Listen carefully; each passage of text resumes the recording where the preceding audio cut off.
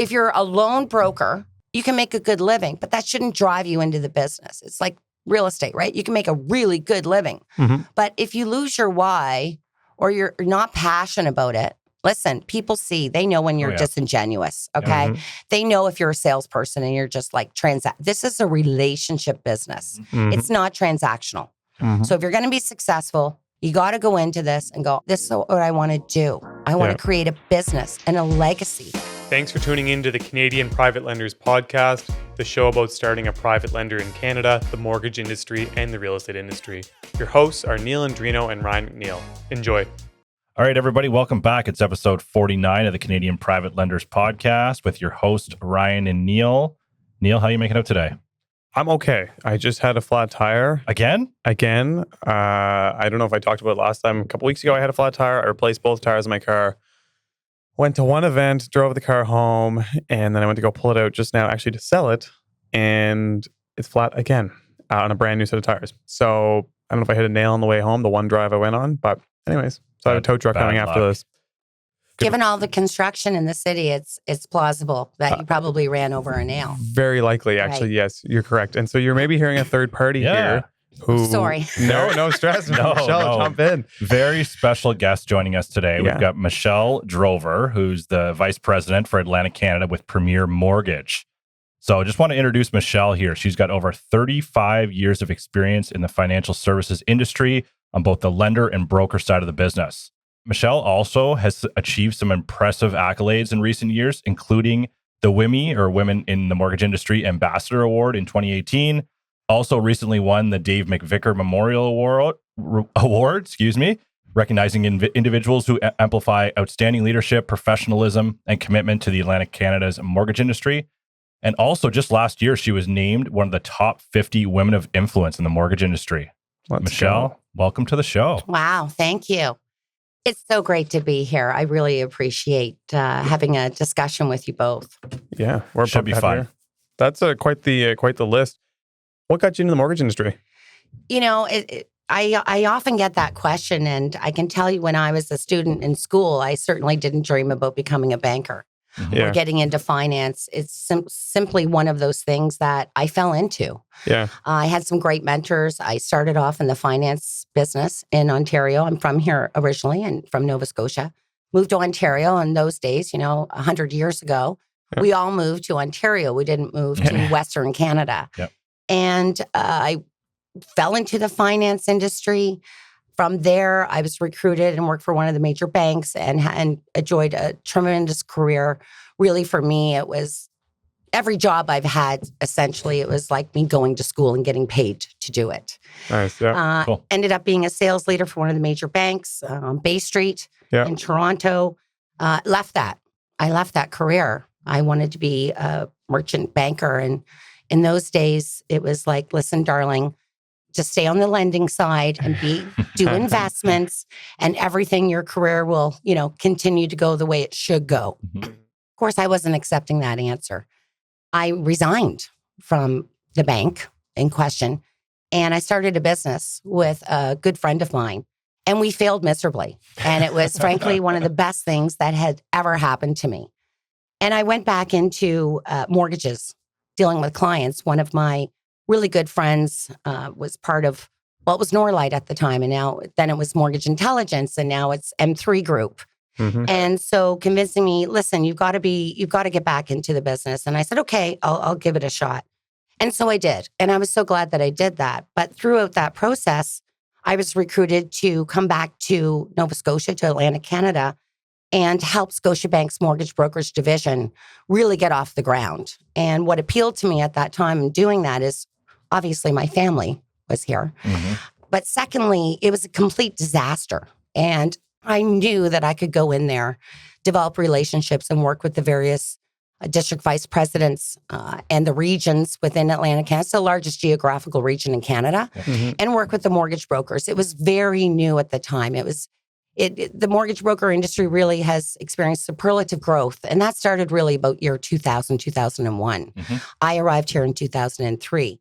And so in 2003, we didn't even have BlackBerries. So those listeners that are on the call, we've just come such a long way in terms of technology. And and the ways that we were able to communicate with our clients and our referral sources. Sure. So it was really great. We achieved tremendous success here in Atlantic, Canada. And then from there, I was feeling the pull to the entrepreneurial side yet again. I can only handle so much bureaucracy. Like, it drives me crazy. Like, let's make a decision and stick to it. And Dave McVicker and Don McVicker of Premier Mortgage Center, the founders, and now Carrie Reed, of course, is an owner of Premier Mortgage Center, Inc. And they approached me to join them. Unfortunately, Dave was diagnosed, as we all know, with terminal brain cancer, and they brought me in to help kind of take over that role in a way, if you will. And of course, it's grown exponentially again in the last 13 years. So I joke with Dawn and Carrie and say, listen, you're the longest relationship I've had. This is 13 years. This is a good thing. So that's really what brought me in. It was nothing really planned. It was all organic growth. Yep. Had tremendous mentors throughout my career in the last 35 years. And I like to be in an environment where we can kind of ebb and flow and work within the landscape that is available to us instead of being stuck, you know, in a cubicle. Yep. And being given rules. I'm not a yes person.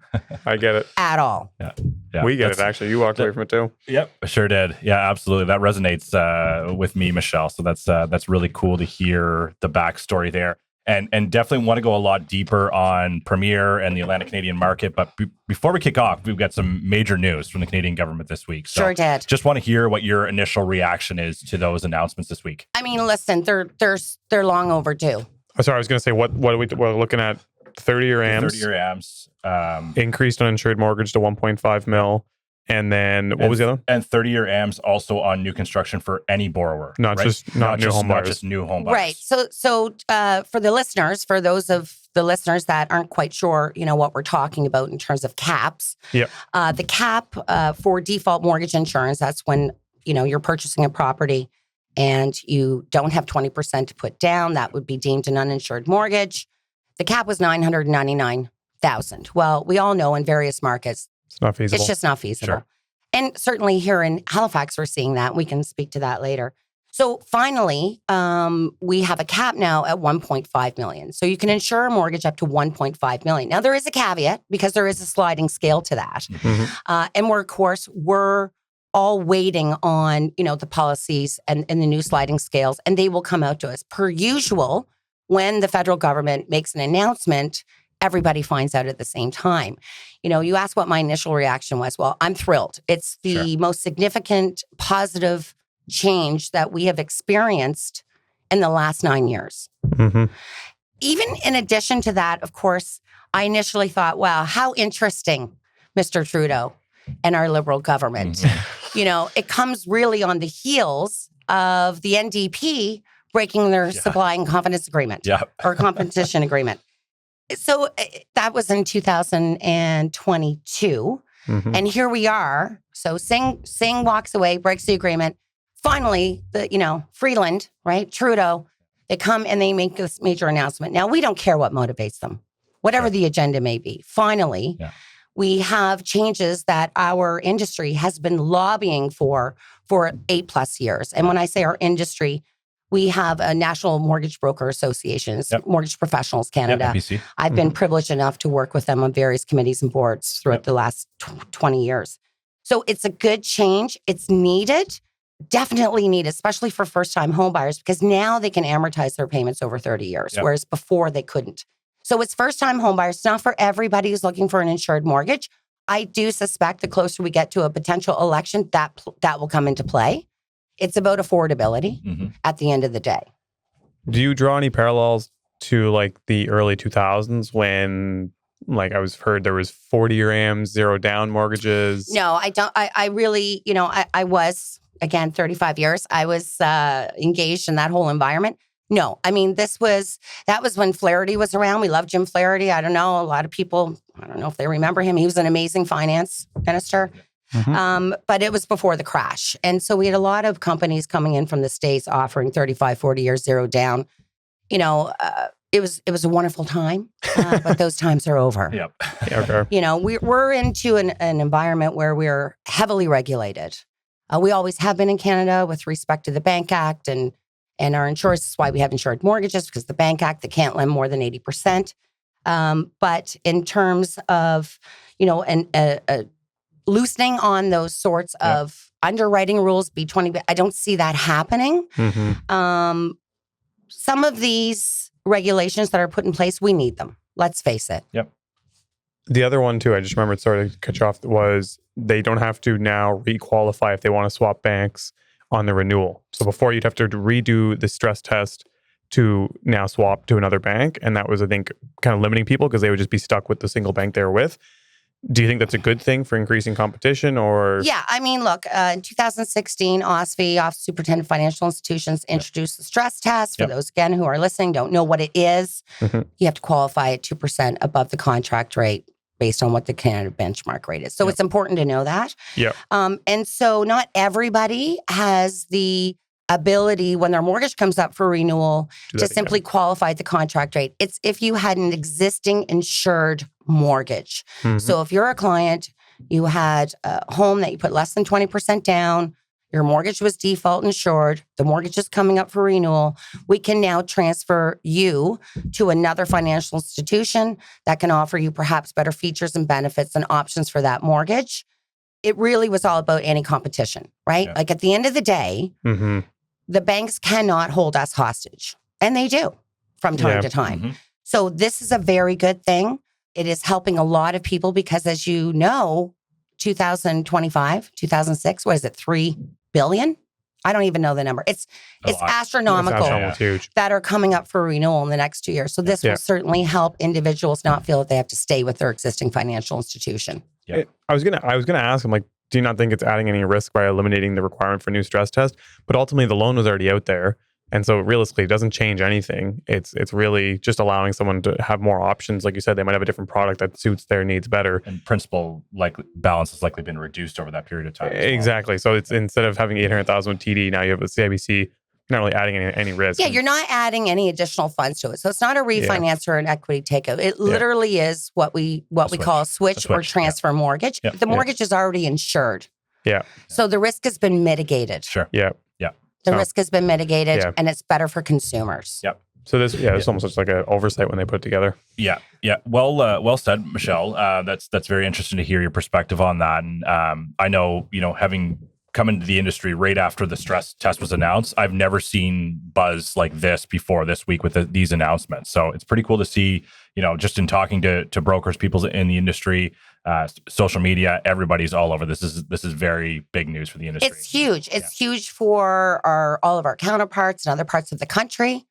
It is great for first-time home buyers. What it doesn't do is it does not overcome the challenge that we're facing right across this country, which is we have a housing shortage. Yep.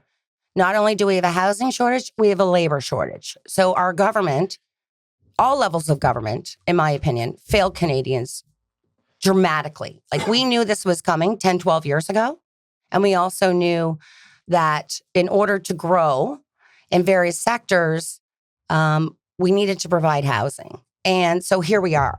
Right? Here we are. In the last 2 years, we were facing a housing shortage. Why is that? When you and I, Neil, and the average person or lay person knew that this was coming. So, we still have a long way to go. We're looking at 18, probably 24 months. I mean, obviously, it depends. There's not elves out there building little houses, right? There's no happy little we need elves. We need elves. And we need our bureaucrats to allow us to do what we need to do. Yeah. But you feel these changes with the extended amortizations are going to spur more construction? Well, I think what will spur more construction is lower interest rates, right? Because builders obviously are financing the build. I think it has to do with, obviously municipal and local bylaws and building permits, and then of course we have urban sprawl, right? So a lot of our government doesn't want urban sprawl because if you have urban sprawl, you need services, right? You need new hospitals, schools, you need police, paramedics, garbage. So that's why you see in Halifax specifically, you're seeing a lot of development in downtown Halifax. Would you agree? Yeah, 100%. Right. It's been very vertical for the last few years. So you basically have a positive outlook then. The rate drops combined with what they're putting in place is going to help to stimulate the development and housing growth that we need. Yes, I do. Where do you see the rates going continuing forward? That's a great question. I mean, look, I'm not an economist. I'm more. I'm from the street, if you will, right? Like I'm a girl that, listens to a lot of individuals and compiles the information. And but I think interest rates certainly will continue to. I definitely feel. Look, we saw the Feds yesterday drop the rate by 50 basis points. 50 pips. Yeah. I think we're going to continue to see that rate the rate drop here in Canada, the overnight rate, and that, of course, will correlate over to Canadian prime lending rate. I do see that. Do I see mortgage rates like they were during COVID at 1.99 to for 5? No, I do not. I mean, look, don't even get me started on that. That was a complete disaster, right? But I will say that I do see things normalizing. And I don't think 3.89 or 3.9 is too far off in our future, maybe 3.69. Sure. Yep. Look, I always say money markets are like people, right? They're emotional.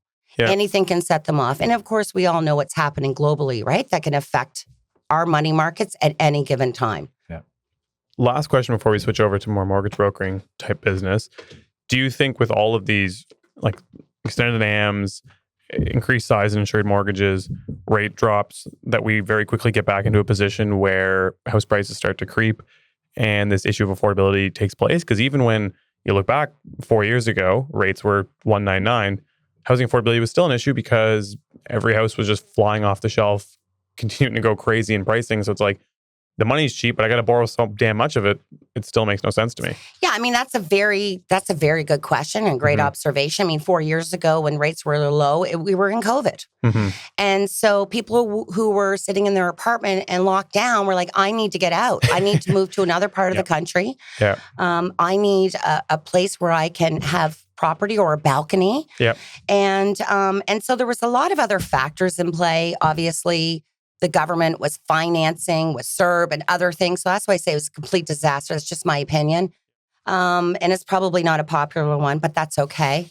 But I think that there's a couple of things. A lot of people who don't really understand mortgages will make statements like, oh, wow, it's 30 years. You're never going to be able to pay off your mortgage, or, oh, the bank just makes more money. Look, the reality is that if we have a 30-year amortization, what we're doing is we're allowing individuals to become adjusted, first of all, to owning a home. We all know it's not just the mortgage payment, right? There's lots of other things that go into play there. But most individuals, if they have the right advice from their mortgage broker or mortgage agent, will choose a biweekly or weekly accelerated payment option. And if you do that right from the get-go during your 5-year terms, you're immediately paying it down to about 26.8 years. Don't quote me on the numbers, but you're taking a significant amount off the term or off the amortization. Further to that, all the banks and lenders and mortgage finance companies that we work with, trust companies, they have allotted annual prepayment privileges whereby you can increase your payment and or make a lump sum, again, to pay off that mortgage much quicker. So I don't think there's going to be a glut and everyone, or sorry, not a glut, but like everyone's running out like, yay, I'm going to buy a house. The reality is that we still have to qualify individuals. Yeah. Not only from a capacity standpoint, we have federal rules in place, right? Capacity ratios that are still, if it's an insured mortgage, can't be above 39%. And that's your mortgage payment, your property taxes and heat, annualized based on your income. Yeah. And so we still have these measurements in place to ensure that, first of all, we're not putting somebody into a house they cannot afford. And secondly, we still have a supply issue. Yeah. So we still have a supply issue. So that's not, you can go out and try and sell your house. Where are you going? And so what it does do is it helps individuals who are in the bigger city centers that literally you cannot even get a bungalow for less than 1.2 to 1.4 million in Toronto. Yeah. Right?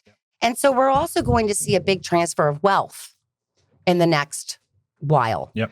And more and more, listen, the traditional home buyer of, look, I'm going to go buy my first home. It's not going to be, depending, of course, on their net worth and their financial situation, but we're looking at a different home buyer today. We're looking at individuals and families purchasing homes together. we're looking at groups of friends purchasing their first home together. Yep. Because you can't even rent a place. What is the average rent now in most cities? Is it 2,000, 2,200? Yeah. Right? Yeah. So again, I go back to this housing crisis, right? Mm-hmm. Yeah. And so I don't think we're going to see like people running out and buying homes that they can't afford, and therefore, prices going up astronomically and having multiple offers. What I do see is that Canadians now who have an existing mortgage, when it comes up for renewal, because of the cap that is now at 1.5, they will have the opportunity, if they work with a mortgage broker and a mortgage associate with mortgage broker lenders, that can potentially transfer that mortgage over to an insured rate, which is much lower. Yeah. So I see more competition. I see options and choice for Canadians.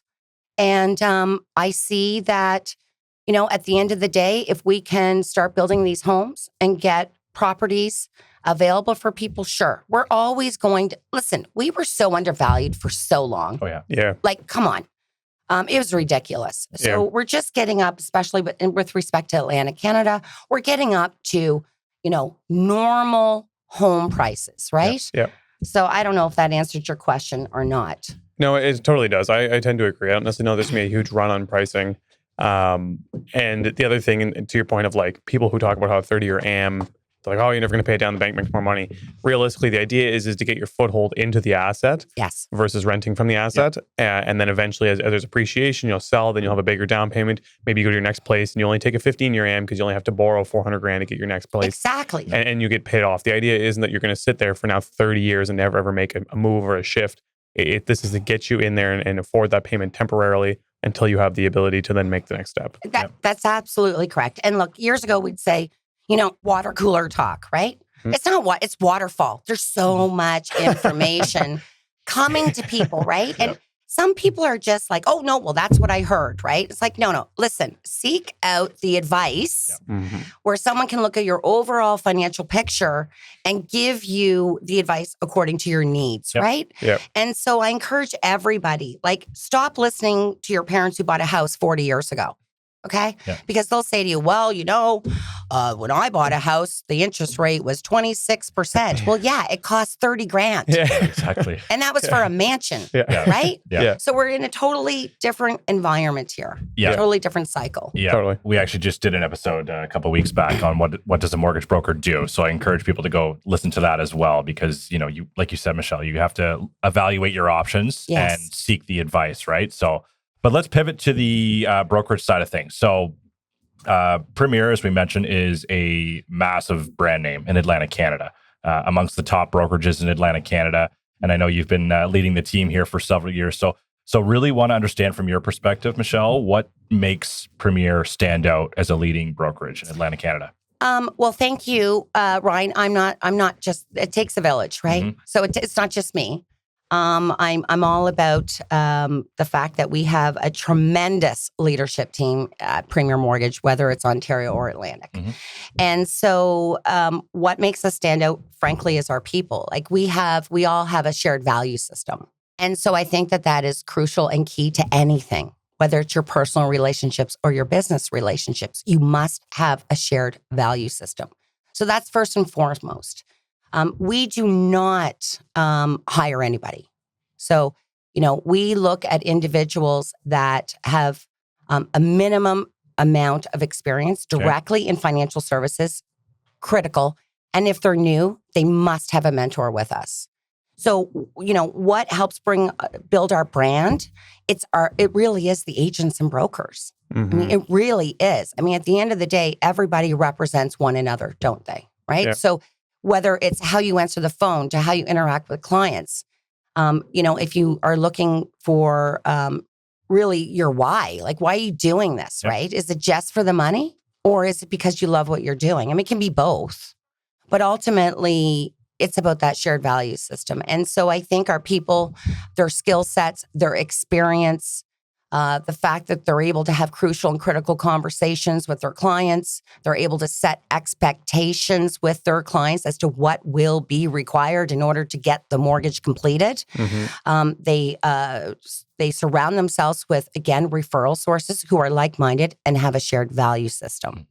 And with that, really, it's a culmination of all of those things. And it is very special, in my opinion. Very special. So cool. And what year did you actually join Premier? I joined Premier in 2011. Okay.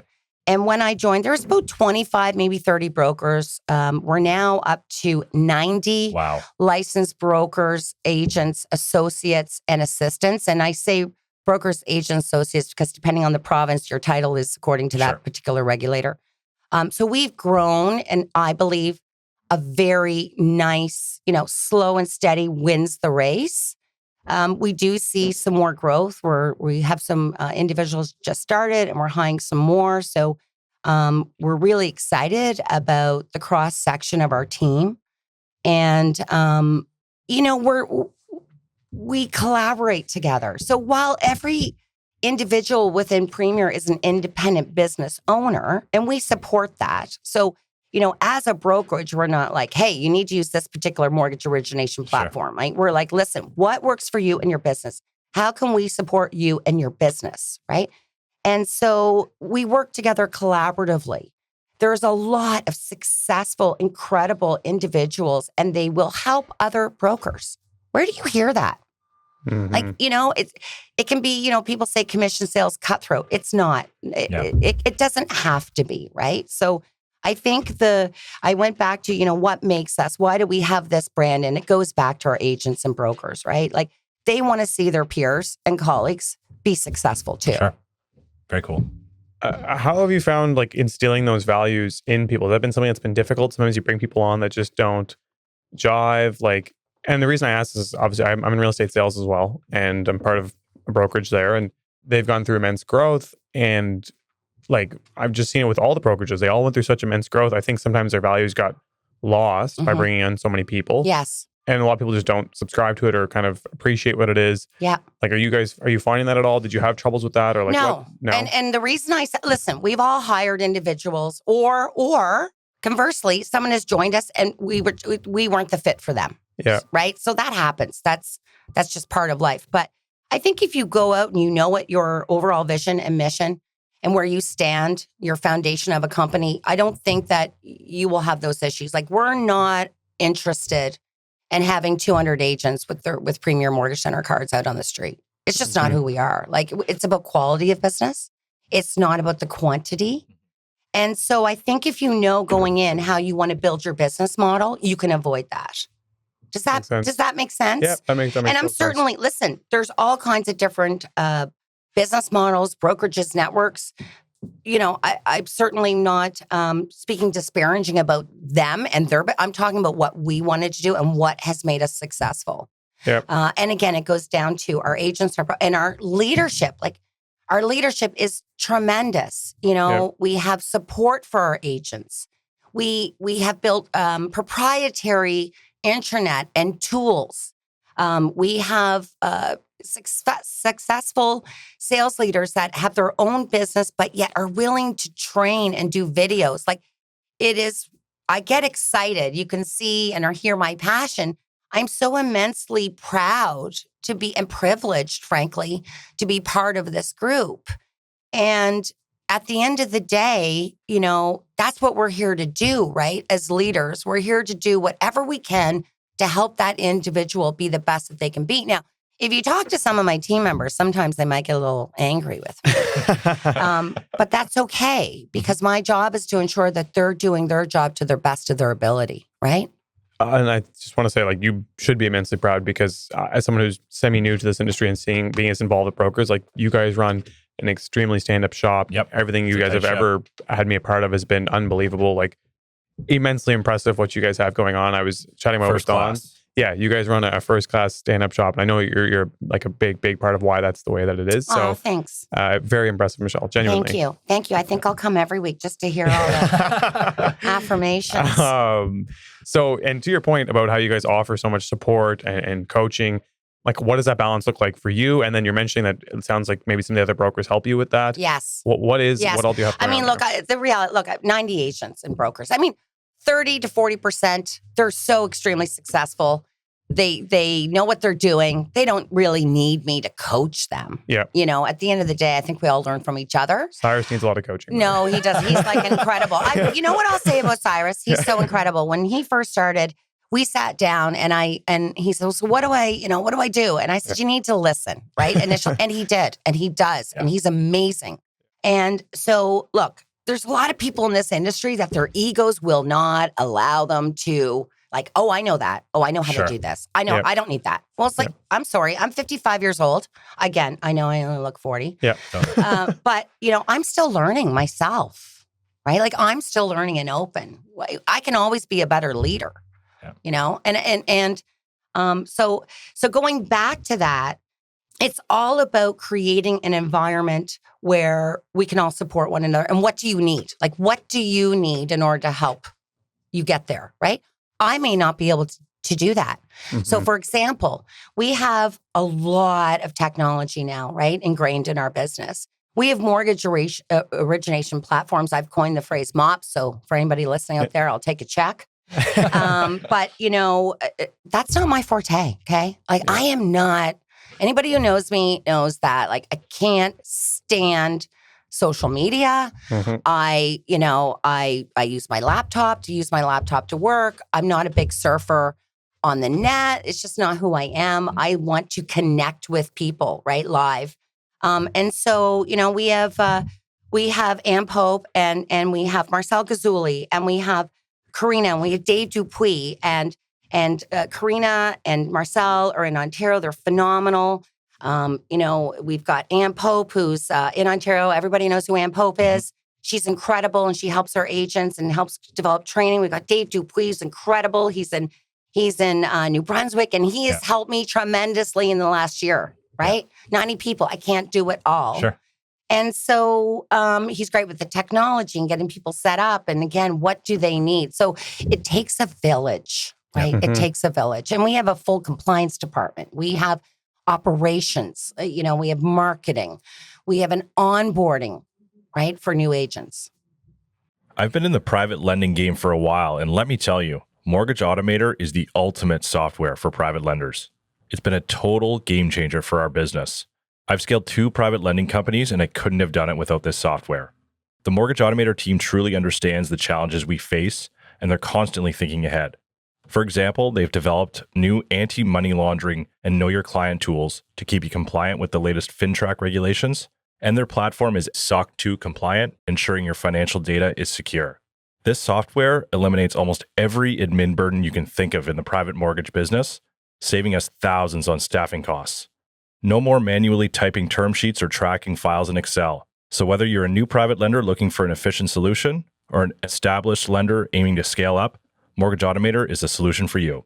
See if Mortgage Automator could be a good fit for your unique lending needs at www.mortgageautomator.com/switch. So having all that, and to that point of new agents, is what are you looking for when you're bringing somebody on? Because even though you have all those things in place, like again, being in the real estate industry, I can see there's some sucks that, and I don't mean that in a terrible way, like they might be fine with their business, but they're a lot of capacity for the training staff and a lot of capacity for people. Mm-hmm. Is that something you're trying to be vigilant of when you're interviewing people and meeting with them, or like? Yes, that's a really great point. When I get called, like, I want to be a mortgage broker. And it's like, okay, do you have any experience? No, I don't. Okay, well, we're not the firm for you. Like, go get some experience. Perhaps go to a bank, right? First of all, see if this is something you want to do. Like being a mortgage broker or an agent, or much like a real estate, like it's a full-time career. Mm-hmm. If you're going to put 5 or 10 hours into it, you're not going to be successful. Yeah. Because there's too much to learn, right? Everything is changing constantly. So if you can't adjust, then it's not the business for you. So what I recommend is either think about what you really want to do, your why. Yep. Sit down, create a business plan. Where am I going to get my business? How am I going to get my business? Look at that first. See if you really are committed. Are you committed to working 40, 60, 80 hours in the first 3 years of your career? Yeah. Because that's what it takes. It's like any business, right? Any business. You got to work really hard for the first 3 years and even harder after that. And so if they don't have the answers for that, or they're just like, well, no, my husband or my wife's a financial planner, or, it's like, okay, no, not going to happen. You're just not the fit for us. So I think it's really about not just taking a resume and saying, come on in. It's about talking to them. Now, I will tell you, I've had individuals who are like, come on, Michelle, keep saying no to me, meet me in person, let's sit down. And I've met them and I'm like, wow, you're going to be amazing. But I need to get you in a mentor. I need a mentor, right? Because it's not fair for us just to hire someone and say, here you go. Like, that's just not fair. How irresponsible of us to do that, right? Completely irresponsible. So I think to your question, look, I just don't hire newbies. I don't know what to tell you. Like, I don't know what, it's not fair to them. It's not fair to us. It's not fair to the agents and brokers and associates under the Premier Mortgage brand, right? To have somebody out there who doesn't know what the hell they're talking about. It's a different business model. Does that make sense? It makes total sense. Totally. Right. And I think that's a great segue to where we want to go next here too. People who are just coming into the industry brand new and they want to become a mortgage broker or considering a career as a broker. Yeah. I know, we all have different backgrounds for how we came into the industry, different experience profiles, but what would you say is a good starting point to get into it? Would you say, working at a bank for a couple of years, or does it just really depend? I think if you're in any kind of service industry, I'm talking about, it could be insurance, it could be investments, it could be real estate. Right? I mean, a lot of real estate agents reach out and they're like, look, 2 years ago when the market was slow, I want to be a broker. No, absolutely not. Are you giving up your license? No. No. So I think any sort of background where you have been exposed and have experience working with clients, it will help. But this is not an easy business. This is not easy. When you're dealing with clients, they don't want to give you their tax returns. They don't want to tell you where the down payment's coming from, right? You need to have experience to learn to overcome those objections. Those days, by the way, are over. Like, at the end of the day, you want to borrow money from whatever entity that is, you need to provide financial proof of your position that you state, right? Shelter for fraud is going through the roof, okay? So going back to, sorry, I digress. I'm just so passionate about this. But when you hire someone new, it's not fair if they don't have the skills or the previous experience to understand why the bank needs 3 months of, bank statements to show the source, to throw, to verify that you actually have the down payment. If they don't understand what that is, how can they talk to their clients about that, right? So going back to, they should have some experience. They need to be willing to listen. Most people, they're not listening, they're nodding, or they're going, but in their head, they're going, okay, I want to ask this question, I want to ask this, I got to get my point out, no, just listen. And look, it's a skill. It took me a long time. It took me a long time in my career to learn to listen. Some would argue, I have a few drinks, I don't listen to anybody. I just say it's because I'm not interested in what you're saying. So there's a difference, right? It's a skill. And so you have to be able to learn to listen. You have to be open to being mentored. You have to be open to being wrong. You have to understand that you will make mistakes and it's okay. You have to be willing to put the time and the commitment. You have to be willing to continuously learn because there's various education courses, lender sessions. And you have to be adaptable. We talked about that. You have to be able to adjust. Right? I was going to ask about that. So if you're in the box all the time and you can't look up, forget it. It's just, listen, those people are amazing, but maybe instead of going out getting the business under it, maybe you would make an amazing assistant to a broker team, right? Yeah. So it's about knowing the skills, asking the right questions, reference checks, talking to people within the industry. Sure. There's a gut feeling. I've been 35 years. I've hired many people. I've let many people go in my career. It's a gut feeling. Yeah. And so it either tells me make a leap or no. Now, the other thing is we also have agents and brokers that are growing their own teams. And so, obviously it's a collective decision. Like, listen, I want to bring this person on. What are your thoughts or whatever? And, but the individuals within Premier, they know what our standards are, if you will, or expectations. And they, again, going back to value system, we have a shared value system. So they're looking for individuals that have that shared value system and looking for individuals that are willing to grow and learn. Does that make sense? Yeah. Absolutely. One more thing that you brought up there, I was going to ask you about how much change is there. Do you find does it feel like there's constant change, like with mortgage rules, offers from banks, promotions? Is it like a ever dynamic? It's overwhelming at times. Okay. Look, we have 30, 35 lenders available to us. Do we use no, we do not. No one uses 35 lenders. I don't care what they say, what their advertising. Do we have it available? Absolutely. Do we have most people, if they're being transparent, will say, yes, I have a lot of lenders, but I typically work with 5 or 6, right? Typically. And that depends, we can break it down to whatever the client profile is, right? And so, yes, things are, policies are changing all the time. Policies, bank policies, right? Either for like wonderful policies are happening or very restrictive, right? Yeah. Government regulations, we're being like, Nova Scotia is heavily regulated if you're a mortgage broker or associate. If you're a consumer and you're dealing with somebody in Ontario and you're dealing with an unlicensed individual, like, what are you doing? Yeah. Like, don't do that, right? You need to work with somebody who's a licensed individual. And so lots of regulation changes are happening all the time.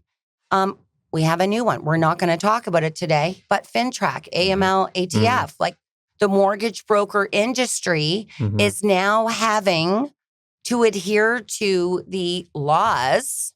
It's not guidelines, it's laws, right? So you have to be willing to go, okay, you know what? I don't like it, but I need to learn this and I need to do it because it's part of my craft. Yep. Yeah.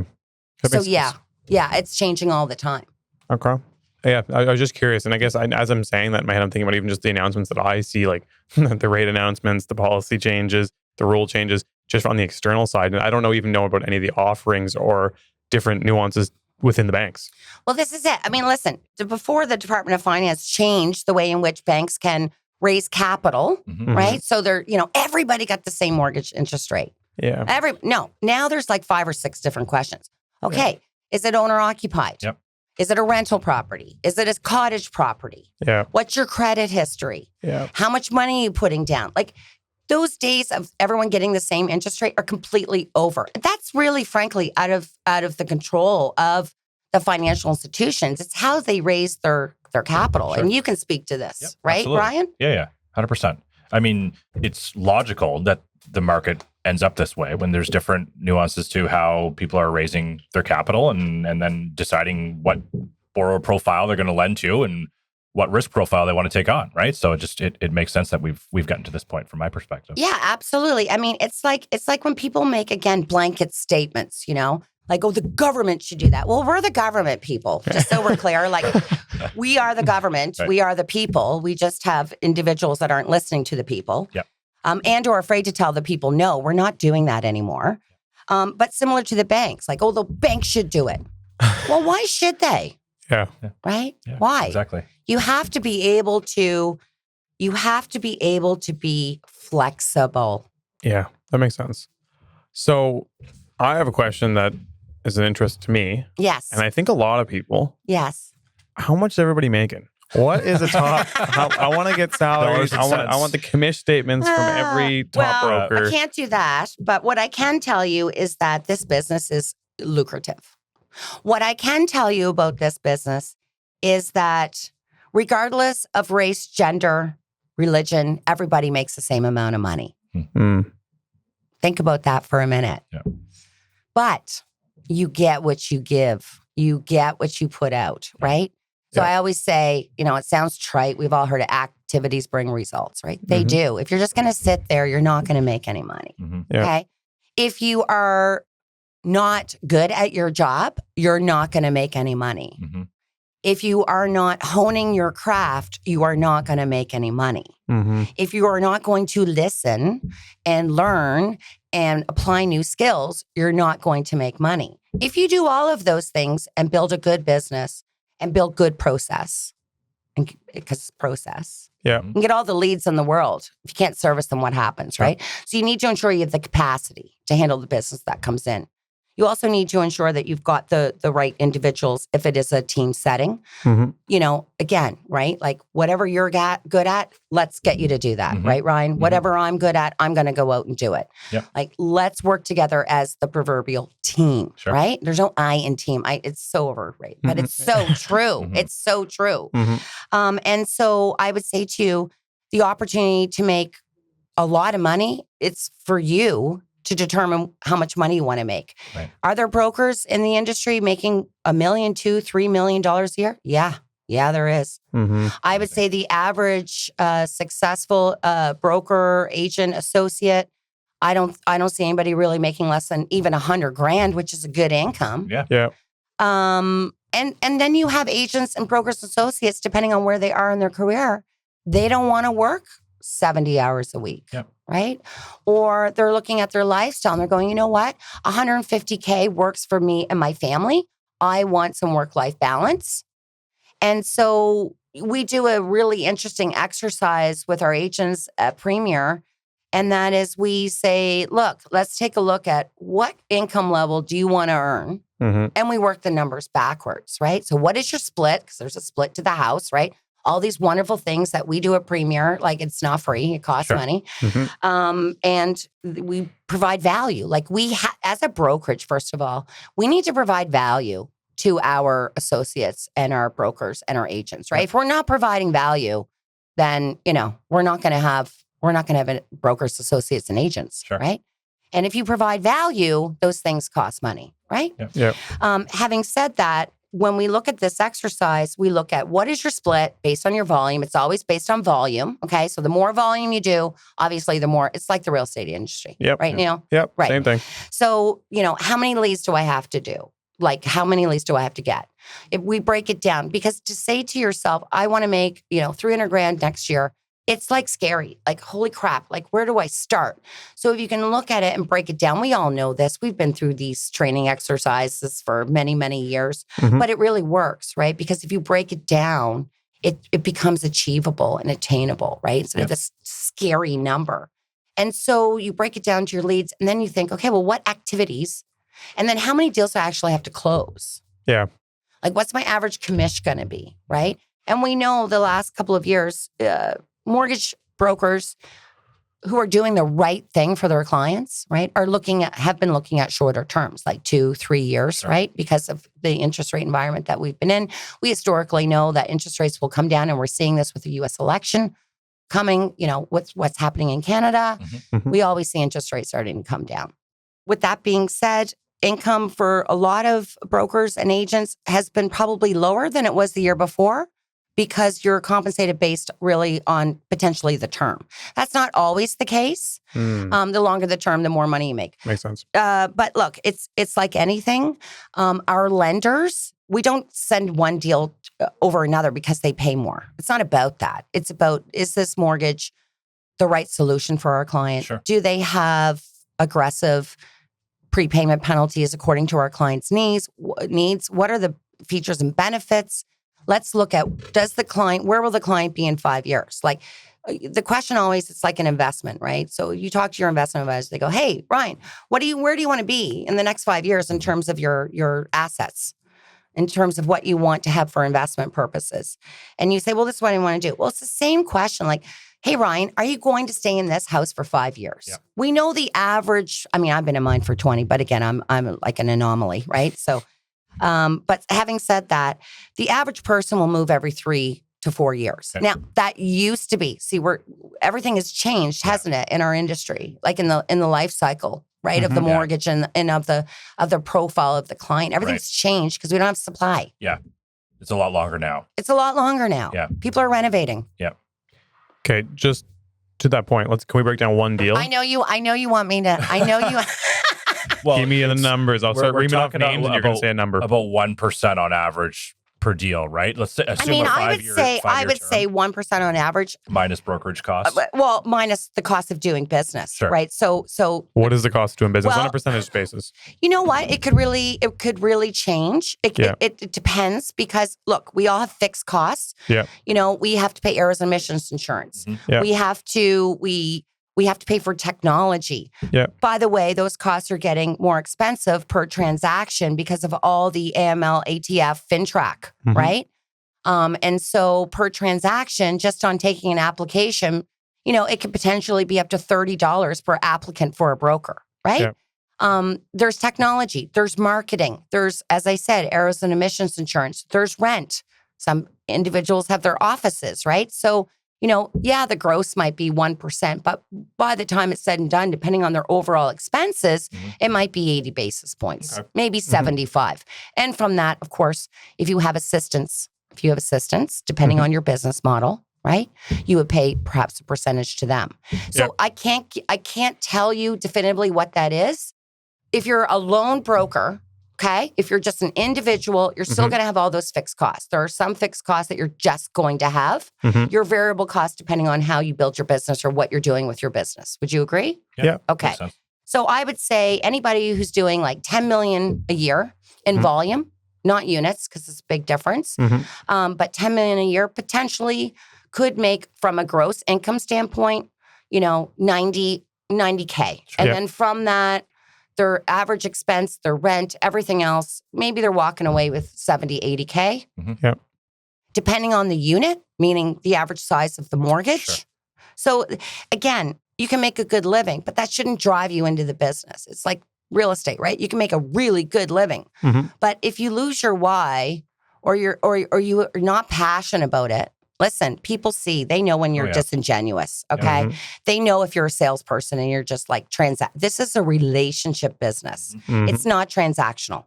So if you're going to be successful, you got to go into this and go, this is what I want to do. I want to create a business and a legacy.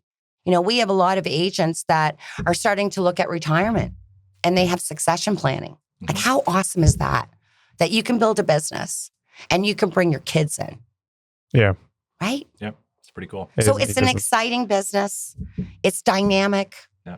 It's challenging. And it's ever evolving. Yeah. It's ever evolving. Cool. That's one thing I'll touch on really quickly before we get to this last point is just, I think it's actually it can be a generational business or something that you can actually have succession planning in comparison to real estate sales. As much as we might make 2.5% on a deal. First of all, scalability, it hits a wall and a limit simply because you physically have to be present in so many different locations. Combined with passing it down is a little more difficult because you are so physically present with your clients. That's creating a succession plan is a fair bit more difficult, I think, for people. So now being in them, like, I see a lot of merit to what the mortgage broker industry offers in comparison to, or mortgage agent business offers in comparison to a real estate agent. Yeah, it can be. I mean, look, in any succession planning, what gets lost on a lot of people is, they're like, hey, I built a really successful business and I'm going to retire and it's going to continue. Well, it may not. Yeah. Like, it just may not. Yeah. Like, whoever you're bringing in, they have to be better than you ever were, right? To continue that opportunity and that growth. Because it's not a given. It's just not a given. Well, I think people think it's a given, right? Oh, yeah, well, that's what I'm doing. I'm buying this book of business and you got to look at the business itself and what you're purchasing, right? Because most succession planning, you're doing something. Either you're getting a lower split initially, you're making an investment. And so at the end of the day, the consumer has the choice. They have the choice. So if they're not being serviced and being looked after and communicated with during the life cycle of that mortgage, are they going to... They're going elsewhere. They potentially could be going elsewhere. So, yes, I think you're bang on there. Yep. But it comes down to what the business is and how you're looking to take it over. I think any successful business, if a principal is, principal stays on for a couple of years. Yeah. Right. They have like to. they stay on for a couple of years. They introduce their person. Yeah. This is who we're working with, and it builds that relationship. Right. I think that sets everybody up for success. Sure. Yeah. Absolutely. I agree. Cool. So. All right, Michelle, lots to talk about. Lots to talk about. Last question we got here, and I'm actually going to bring out a bonus question after this. Okay, but I love it. Last one here is, what do you love most about working in this industry? It's going to sound absolutely so trite, but I love the people. I knew that was coming. I can't. It's just the reality. For sure. I love what I do. I love the industry. I love the potential of the industry. I love the fact that your income can be unlimitless. I love the fact that we're advocates. We are advocates for our clients and consumers. Mm-hmm. That's just, it's my jam. And all of our agents, brokers, associates are also advocates for their clients, advocates for our peers in the industry. We have to be advocates for one another. So for me, it's the ability to be an advocate. And, I think you're probably going to go with why do you say Premier Mortgage, right? Well, they're my family, and we have a culture. We are literally, we call it Premier Mortgage Center family. And Ryan, you've been to our events. Mm-hmm. You know what it's like. Neil, what it's like. Amazing. And I work with the most tremendous people. Don McVicker, Carrie Reed, they're amazing. They're the principal owners. They literally have allowed me to be me. And that can be scary sometimes, right? Because I'm not a yes person. But they've allowed me to be me because they know that at the end of the day, my sole focus is ensuring that, we continue to do what we do. And we continue to advocate, and we continue to push boundaries, and we continue to have a voice. And so I'm very fortunate. I've been asked to join other firms, other companies. And now people just know, they're like, there's no way. Like, don't even call Drover. Yeah. It's not happening. Right. It's just not happening. Yeah. And my team, not my team, our team, they're my family too. I just went through a significant loss. Mm-hmm. And I lost my mother. And I'm telling you that I could not have gotten through, and I'm still getting through, and without the support of everybody at Premier Mortgage Center and the industry. Yeah. So, it's true when they say money is not always our motivating factor, is it? It's about being valued and appreciated. Yeah. I mean, to a certain point, let's face it, if we want the Porsche or the purse, right?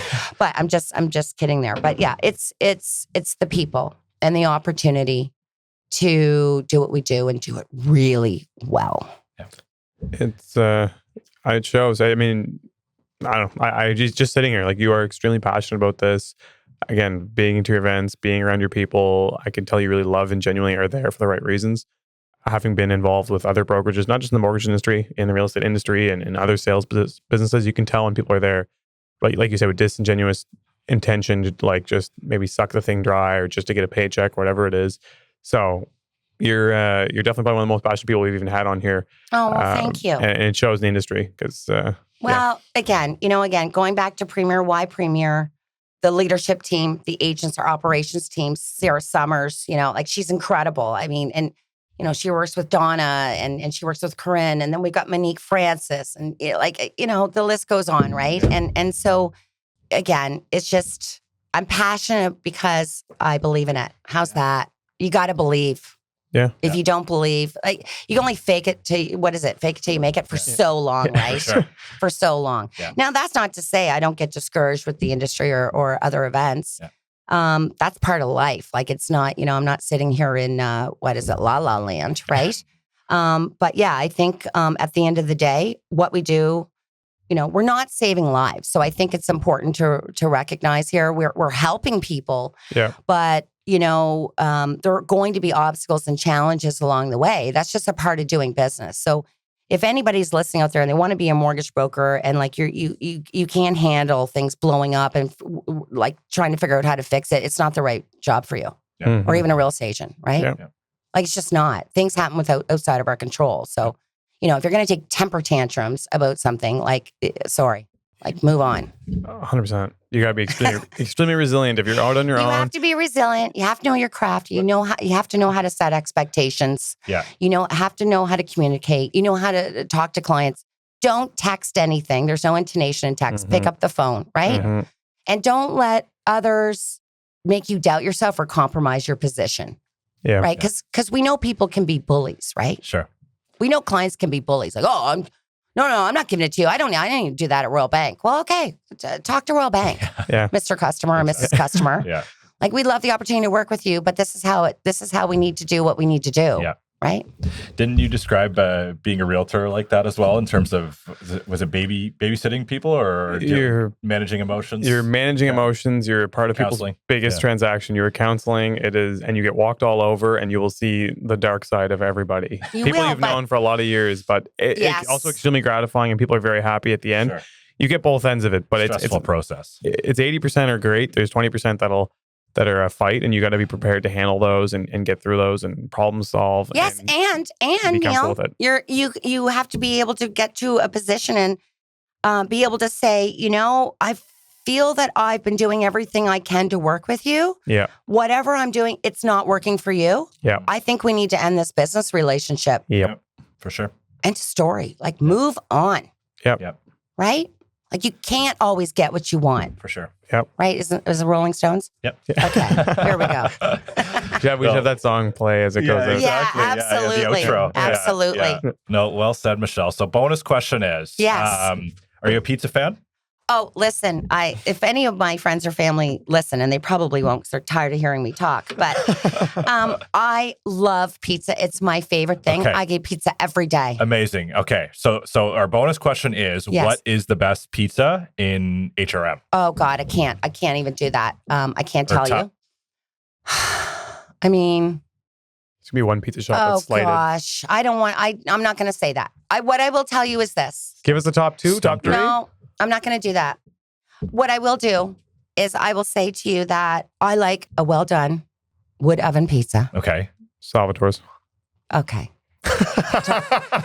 maybe top three, right? Yeah. And I like Martha's is good. Martha's too. I like pizza companies that actually make their pizza dough instead of these frozen pizza. What do you call it? Pizza plastic. Right? Like, let's just throw it in the oven. It comes frozen and throw some stuff on it.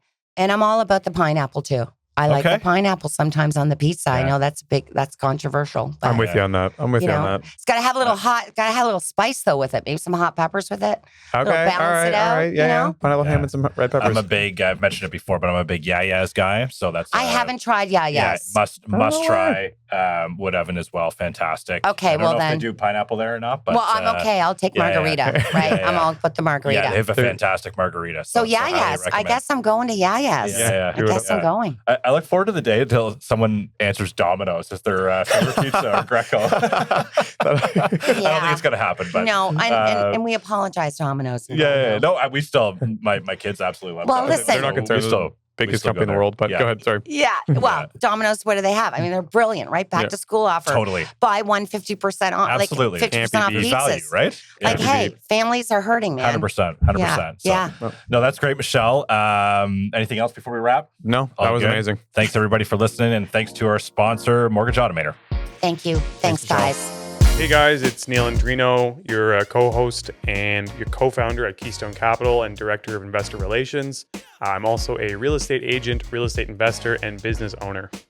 And your co-host here, Ryan McNeil. I'm the co-founder and president of Keystone Capital Group. Keystone Capital Group is licensed under the Mortgage Regulations Act of Nova Scotia, license number 3000549, and through FCMB, license number 88799. And keep in mind, the views of this podcast are for informational purposes only and is not financial advice.